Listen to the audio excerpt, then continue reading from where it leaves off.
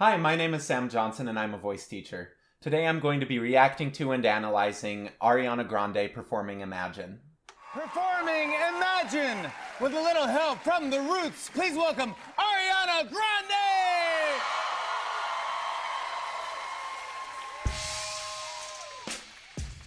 Step up the two of us, nobody knows us. Get in the car like skirt. Staying up all night, order me pad thai.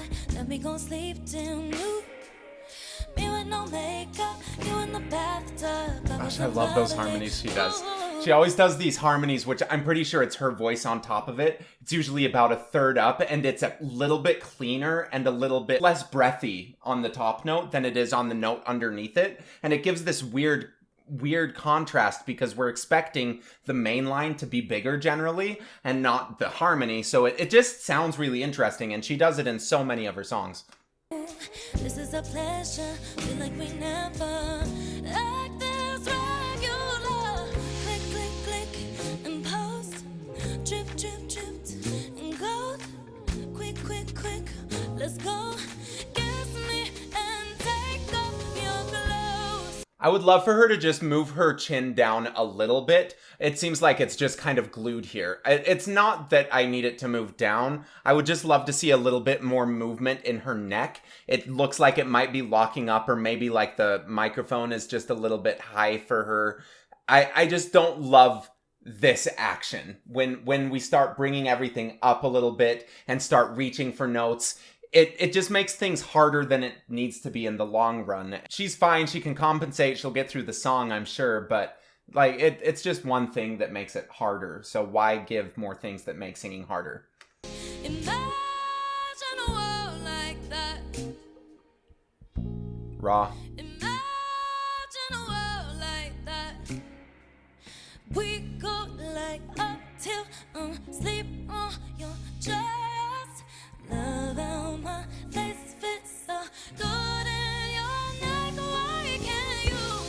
She's not quite as forward as she usually is. She just sounds a little bit tired. Sometimes that happens a lot when you're tired or not feeling so great, is you tend to fall back with your voice. Everything becomes a little bit more back. Your tongue tends to pull back. Weird muscles that might not usually feel involved in singing suddenly think that they're involved in order to compensate for the exhaustion. So I bet that that's probably what's going on, because just overall her sound sounds a little bit rougher than I'm used to. Plus it's just a little bit more back so far. Imagine a world like that.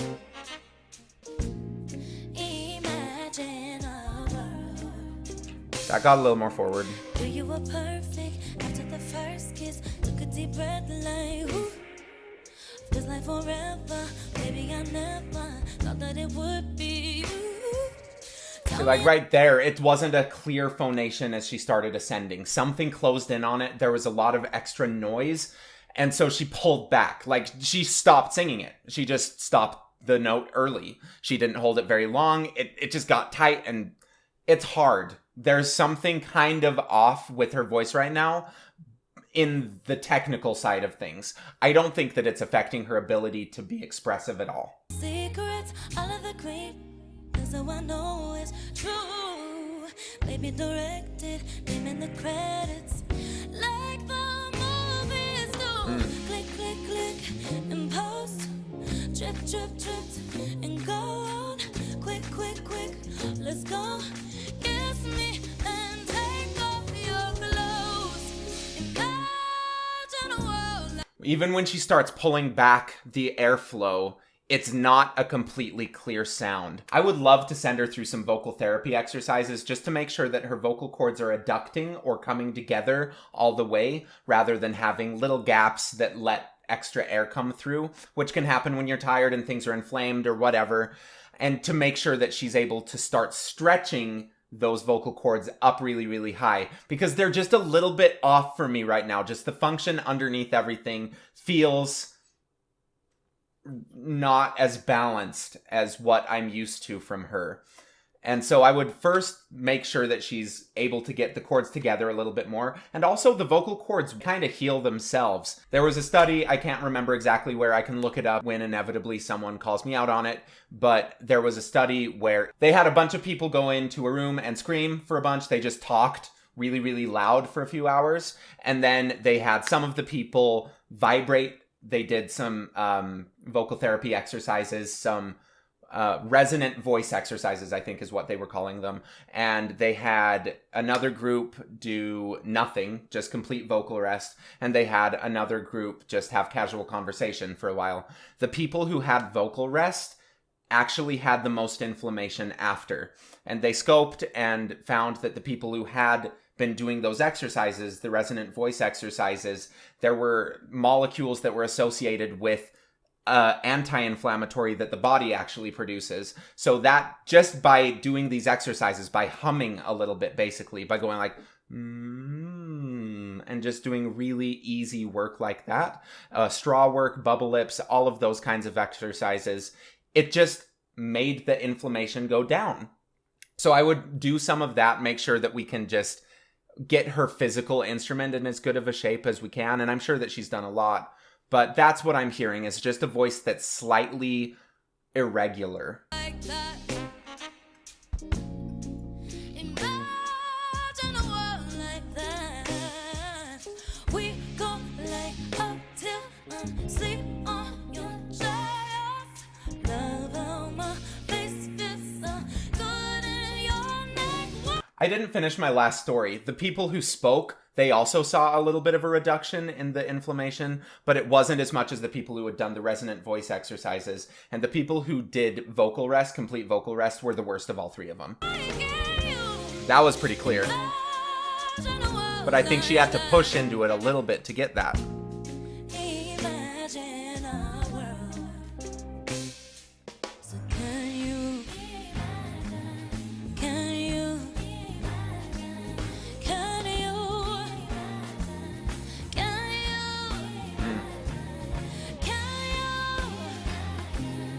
Can you? Nice. Can you?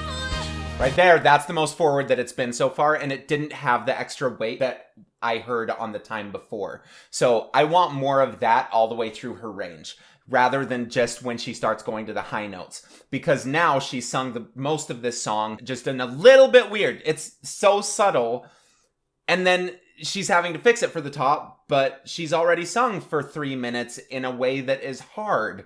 So I would just want to make sure that she's singing as much of the song as she can, like she's singing these higher parts.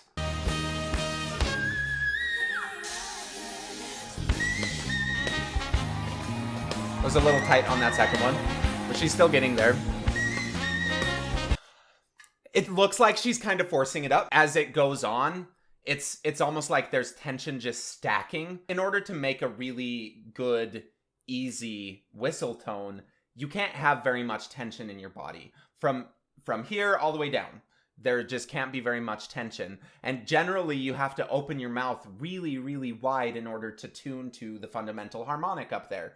And she is not doing either of those things. She's lifting quite a bit.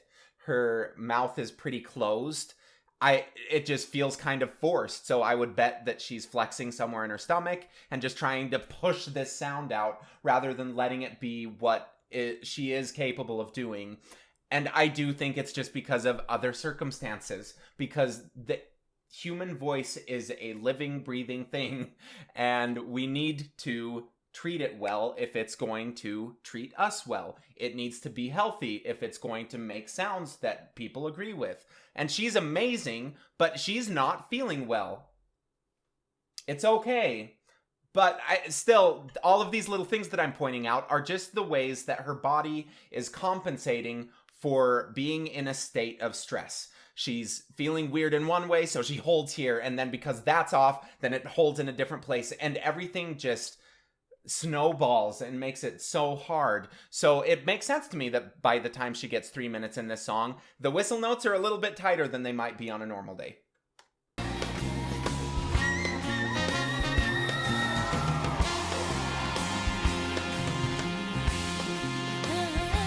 And she still got to it. She's a professional. She's great.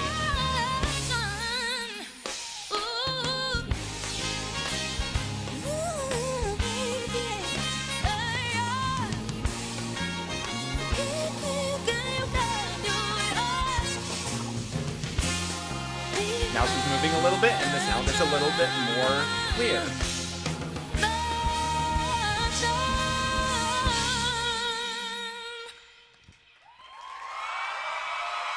Oh my goodness! She just looks tired to me. That's a really fun song, and I would love to hear her sing it on a different day also, or hear a different recording of it. But that's kind of what it sounds like to me. It's just a bunch of little things that individually probably won't matter. They won't derail a performance if she did these things on a normal day. And so maybe these are things that she does do on a normal day, and that just because of today, whatever it is about today that's making her voice like this, that just threw everything out a little bit, in my opinion. My goal is to see if we can get it phonating really clear from the beginning, and there were only a few parts with this where I heard extremely clear phonation. Most everything had a little bit of extra sound added onto it. If we can get it phonating like that, then we can start from a place that is balanced and find a good position for how to sing that day, rather than just using the positions that worked when you were feeling a little bit healthier, because your instrument's different, and we always have to just make these slight adjustments. And she was making adjustments. You just kind of have to adjust for what you've got every single day. She's doing the best that she can.